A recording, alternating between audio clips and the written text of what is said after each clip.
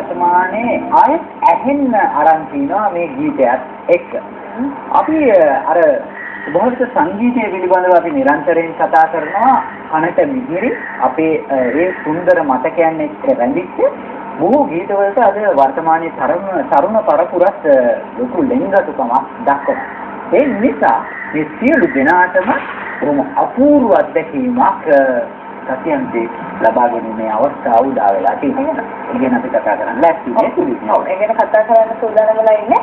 ඒ ගැන කතා කරන්න අපිට තියෙන ප්‍රවීණයෝ කිහිප දෙනෙක්. ඔව් ප්‍රවීණ ගීත රචකය බණ්ඩාර හදේගොඩ මහතායි අපිට සුබදේශන කොහොමද? අයියෝ මොනවාද ගෞරවයෙන් අපි පිළියර ගන්නවා පුතුමා. ඒත් එක්කම විචාරක දීපිකා පේදක්වි මහත්මිය අපිට එක්ක ඒත් එක්කම ශ්‍රී ලංකා යුද හමුදා කාන්තායිකේ සේවා වානිකායකේ සභාපතිනි දමයන්ති රත්නායක මහත්මිය ඉන්නවා අපිට එක්ක බුදෙන්න ඔබතුමාගේ තම ආදරයෙන් පිළිගන්න ඒත් එක්කම රාජසිංහේ ජගත් වික්‍රමසිංහ මහතා ඉන්නවා සුබදේශන අපි මේක සංවිධානයේ පැත්තෙන් මුලින්ම පටන් අරගෙන ඊට පස්සේ මේ අන්තර්ගතයට පිවිසෙමු. මම මේ ගායක ගායිකාවන්ගේ නම් ලයිස්තුව බැලුවාම මේ කට්ටිය එකට එකතු කරලා මොන ප්‍රසංගයක් තියෙනවා කියලා කියන දේ ඒක ඉතාමත් වටිනා දෙයක් විදිහට මට දැනුණා. අපි සංවිධානය දැන් පටන් ගමු දැන්. මුලින්ම සේවාවන්තයෙකුගේ සභාපතිතුමිය හැටියට දැන් ඔබතුමිය මම දැනගන්න කැමති මොන ප්‍රසංගය මුලින්ම ප්‍රසංගය ගැන කියලා අපි පසුවට සංවිධානයේ කරන්න තේමාව මොකක්ද කියන එක. තේමාව ඒක විස්තර කරලා තමයි හිතන්නේ බණ්ඩාර හැලිගොඩ අන්තර්ගතය මේකේ අරමුණ මට පැහැදිලි කරන්න. අරමුණ ඇවිල්ලා සමීර ඔයගොල්ලෝ දන්නවා අපි හැමෝම දන්න එකක් තමයි අවුරුදු 30කට කිට්ටු කාලයක් මේ රටේ පැවතිච්ච යුද්ධය. ඒ යුද්ධයේදී අපේ යුද හමුදාවේ සියලුම දෙනා ඒ කියන්නේ රණවිරුවන් එක හා සමානව එකතු වෙලා මේ යුද්ධය නවත්වා කරන්න කටයුතු කරා. ඒකදී ඒගොල්ලන්ගේ ඇස්සිස්මස් ලේ දන් දීලා කිසිම නැවත දෙයක් බලාපොරොත්තු නෙමෙයි. ඉතින් ඒකෙදි ඉතින් ඒගොල්ලන් අවසානයේ ඒගොල්ලන් තුවාල වෙලා අද පූර්ණ ආබාධිත කට්ටියට පත්වෙච්ච කට්ටියක් ඉන්නවා. ඒ වගේම තම පවුල් වලට පියා අහිමි වෙච්ච දරුවන් ඉන්නවා. සැමියා අහිමි වෙච්ච බිරිඳ දරුවෝ ඉන්නවා. ඒ වගේම අම්මලා ඉන්නවා. ඔව් ඒ ඔක්කොමලා වෙනුවෙන් කරන සුබ සාධන වැඩවලට තමයි අපි මේ අර මුදල් රැස් කරගන්න තමයි මේ ප්‍රසංගය පවත්වන්නේ. හැදි. සම්මානයේ මම කියන්නේ ජීව සතර ඇති මේ ගායක ගායිකාවන් කවුද කියන දේ බලන්නේ ඔයාලඟ තියෙන අපි ඉතින් ඒක නේද ගායක ගායිකාවන් විශාල පිරිසක් ඉන්නවා සාමාන්‍යයෙන් 27කට ප්‍රමාණයක් ඉන්නවා. අපි පණ්ඩිත අමරදේවයන්ගෙන් පටන් අරගෙන විචාරක නන්දා මාලිනී යන බොහෝ දෙනෙක් ඉන්නවා. මේ ඉන්නේ ඒ අතරින් දෙදෙනෙක් විතරයි අර ගීත ගායනා කරන්නේ. මම බණ්ඩාර හැලිගොඩ මහත්මයාට ඇත්තට යොමු වෙනවා. කොහොම සුන්දර අත්දැකීමක් වෙයි කියන බලාපොරොත්තුව මට දැනෙනවා. මම සරලව මේ කාරණේ දන්නේ නිසා අන්තර්ගතය සහ පෙළගැස්ම පොඩි වෙනස්කාරයක් තියෙනවා මේ සන්නාලියනේ ප්‍රසංගය තුළ. මොකක්ද සමීර එතකොට මෙහි මූලික කියන්නේ සංකල්පය කලාසූරි චන්දජී වර්ධනයන්ගේ ඔහුට අවශ්‍යතාවය තිබුණා සන්නාලියනේ කියන ගීතයේ කොටස් 3 අරගෙන ඒක ඊට සම්බන්ධ ගීත වලින් සම්පූර්ණ කරලා ජීවන චක්‍රය උපත විවාහය මරණය සහ නැවත උපත කියන ජීවිතේ ගමන් කරන ආකාරයට ප්‍රසංගයක් පැහැදිලි. ඉතින් ඒක ටිකක් දැනන්ත කාර්යභාරයක් බොහෝ අවස්ථාවල අපි කතා කරමින් හිටියා. නමුත් දවසක් යුද හමුදාපතිතුමා අපේ මිත්‍රයන්ගේ රත්නායක මහත්මයා හම්බෙන්නේ අදහස් දීපුවාම එතුමා ඊටාම සුබවාදීව අපේ කටයුතු විතර කරමු කියන අදහනට අරන් මේක ප්‍රසංගයේ නිකම්ම සංගීත ප්‍රසංගයක් නෙවෙයි. මේක ගී නළුවක් හැටියට කියන්න පුළුවන්. නර්තනයේ මූලික කරගත්ත ගායන වාදන සියල්ල එකට එකතු වෙච්ච ප්‍රසංගය. ඒකත් මේක සාමාන්‍ය අපි හැමදාම දැක්කේ ගීතවලට නර්තන ඉදිරිපත් කිරීම මෙහිදී සිදුවන්නේ නර්තනයට අදාළව ගීතය තෝරාගෙන යනු ගායනා කරනවා සිද්ධ වෙන්නේ.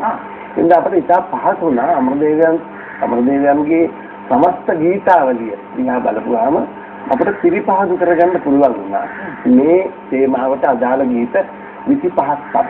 කියන්නේ උපත පොදෙන් පස්සේ කියන්නේ දරුණ ඇවිල්ල ආශිර්වාද කිරීම, තරුණියක් වීම, පෙම්වතියක් වීම, විවාහ වීම, ඊට පස්සේ දරුවන් ලැබීම, උන්මිය යාම, ඊළඟ සියලු දේවල් එකට පෙළ ගැහිච්ච ගීතාවලියක් තියෙනවා මේකේ. මේ සඳහා ඔබ කියවාගේ ලංකාවේ ප්‍රවීණතම සහ නවීන ගායන ශිල්පීන් 25ක් 27ක් වන සම්බන්ධ වෙනවා. පරම්පරා 4ක. මේ පරම්පරා 4 කවදාකවත් මේ රටේ එකතු වෙලා හිටියේ නැහැ. මේ පළවෙනි වතාවට අමරදේවයන් සමග ගීත ගායනා කරපු නන්දාමාලිනී සරත්චන්ද්‍රසරේ ලැනි පිරිස් ඉන්නවා. ඊට අමතරව ඊට පසු පරපුර එද්දත් ජයකොඩි අමරදේව පිරිස් ලක්ෂ්මන් දේශේකර බන්දුල විජේවිද ලැනි අය ඉන්නවා. ඊටත් පස්සේ පරපුර දීපිකාලගේ පරපුර දීපිකා නිරෝෂා අතනින් ගියාම ජානක කුශාන්ත වගේ අය ඉන්නවා. ඊටත් පස්සේ ආපු ඉමාන් පෙරේරලා බෑස් විජයසිංහ කරලා කවිතාවකට කාමේ ආපු අය එතකොට රණවිරුණී ආපු අය ඉතින් විශාල ප්‍රමාණයක් සම්බන්ධ වෙනවා. මම මේක අති උත්කර්ෂවත් වැඩක් නිර්මාණ කරුවන් පමණක් 400කට ආසන්න පිරිසක් මේ දැවැන්ත කර්තව්‍යයේ මේ නිර්මාණ ක්‍රියාන්විතේ ඉන්නවා.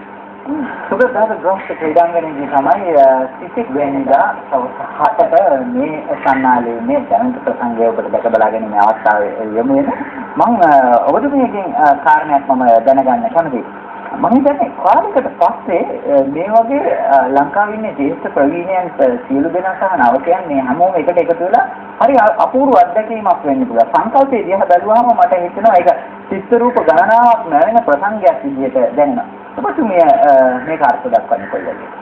එතන මම නම් මගේ හදවතින් මම සුබ ප්‍රාර්ථනා කරනවා සතුටු වෙනවා මෙවැනි කාර්යයක් කිරීම සම්බන්ධයෙන් එකක් තියෙන දැන් අපි හැම කෙනෙක්ම ඉතාම ගෞරව කරන කෙනෙක් තමයි අපේ පණ්ඩිත අමරදේවයන්.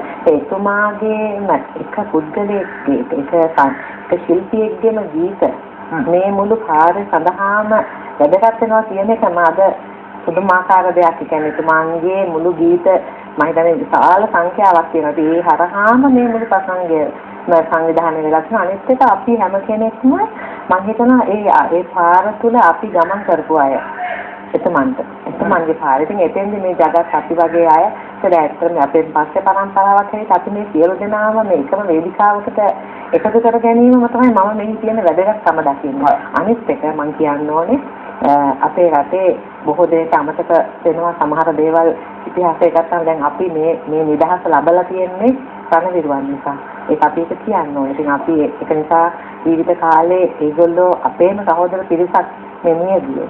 ඉතින් ඒගොල්ලෝ වෙනුවෙන් අද කී දෙනෙක් ඉන්නවද ආබාධිත තත්ත්වේ? ඒ ඔවුන්ට ඇත්තටම මේ සතුටක් දෙන්න මිනිස්සු හැටියට අපි මේ අපිට පහර හෙලි කරලා දුන්නු. ඕන වෙනුවෙන් අපි යම්කිසි හඬක් හදනවා කියන එක ඒක ඉතාම වැදගත් දෙයක් මේ වෙලාවේ. මේ පැහැදිලි විරාමයට යන්නත් කලින් පොඩි හරි විනාඩියක හරි ජරත් වික්‍රමසිංහ මහත්මයාගෙන් මේ කාරණේ යම් දෙයක් දැනගන්න ඕනේ. සෑහෙන ප්‍රසංග වලට ඔබ සම්බන්ධ වෙලා කියනවා සෑහෙන කාලයක් තුළ මේ තුල මට හිතෙනවා ලක්ෂණ සුන්දර අත්දැකීමක් වෙයි කියලා සුගතදාස ග්‍රොෆ්ට් ක්‍රීඩාංගණය. මොකද ඔබ අවසානයේ මේක මම දකින්නේ පඬිත් අමරදේවයන්ගේ ජීවිත කාලය තුළ බොහොම වයෝවෘද්ධ උනාට එතුමන්ගේ අදහස් තාම තරුණයි. මම හිතනවා එතුමන්ගේ නිර්මාණ අපේ ප්‍රවීණ කලාකරුවන් සමග සුහදත්වයෙන් කරන මේ ප්‍රයත්නය මම දකින්න තවත් කටයුතු දෙකක් එකතු වුණා වගේ. ඒ කියන්නේ අතරම සේවා වංශාවේ කිසිය සභාපතිනිය දමයන්ති රත්නායක මැතිණියගේ ප්‍රධානත්වය සහ විශේෂයෙන්ම මේට සම්බන්ධ වූ සියලුම අය මේ කරන්නේ එක්තරා සත්කාරයක්. කලාව තවදුරටත් කලාකරුවන් සහ කලාව අපිව විදහාස් කරපු අපි බේරාගත්ත වීරෝදාර රණවිරුවන්ගේ සුබ සාධනෙන්නේ ඉදිරිපස්සට තවත් විශේෂ අවස්ථාවක් හැටියට තමයි මම මේ කර්තව්‍ය දකින්නේ. මේකදී ගීත පෙළගැස්මත් තාමත් ක්‍රමානුකූලයි. යම් කිසි ක්‍රමානුකූල බවකට අනුව තමයි මේ ගීත පෙළගැස්ම තිබෙන්නේ. එකින් එකට සම්බන්ධතාවය තිබෙනවා. විශේෂයෙන්ම සන්නාලීනී ගීතය තුළ මේ පවතින යථාර්ථය මේ ගීත සියල්ලින්ම එළිදක්වන්න උත්සාහ කිරීමක් තමයි මේ අවස්ථාව මම දකින්නේ. පණ්ඩිත අමරදේවයන්ගෙන්ද ප්‍රසංගය ආරම්භ සිද්ධ වෙන්නේ එතුමා ගායනා කරනවාට පණ්ඩිත අමරදේවයන් අපි ඉතාම ගෞරවාන්විතව කිසියම් ස්ථානයක තබලා තියෙනවා. එතුමාගේ නිර්මාණ දිහා අසංගරණ එතුමාගේ ගීත අපි පාවිච්චි වෙනවා. එතුමාගේ හඬ පාවිච්චි කරනවා. සන්නාලීනේ ගීතය අපි කිසි කෙනෙක් ගායනා කරන්නේ අමරදේවයන්ගේ හඬින්ම තමයි අපට අහන්න ලැබෙන්නේ. අනිත් සියලුම ගීත ගායන ශිල්පීන් ගායනා කරන ලබනවා. ඒ ගායනා කරන්නේ චන්දවිජේවර්ධනයන් සහ යුදහම්දා නර්තන කණ්ඩායමකට එකතු වෙලා ඒ අවස්ථාව මවනවා. ඒක තමයි මූලික වශයෙන් විශාල වේදිකා තුනක් ඉදිරියට. පළවෙනි වේදිකාව තව නර්තන ශිල්පීන්ට, අනිත් වේදිකාව දෙක ගායන ශිල්පීන්ට. ඒ ගීතේ අරුත ප්‍රතිනිර්මාණය වෙනවා නර්තනයන්. මම හිතන්නේ ඒක ටිකක් මෙතෙක් අපි අහලවත් නැති දැකලවත් නැති ආනන්ද දකින්න නොලැබෙන විස්මය දනවන අපූර්ව ප්‍රසංගයක් බවට පත් වෙයි කියලා අපි විශ්වාසය පළ කරනවා. ඒ කියන්නේ මම එහෙම දැක්කා. මම පාස්කා ක්‍රියාන්විතය කියලා. ඒ කියන්නේ ඒ ක්‍රියාන්විතය වගේම තාම ලස්සන වේදිකාවකුත් හදයි.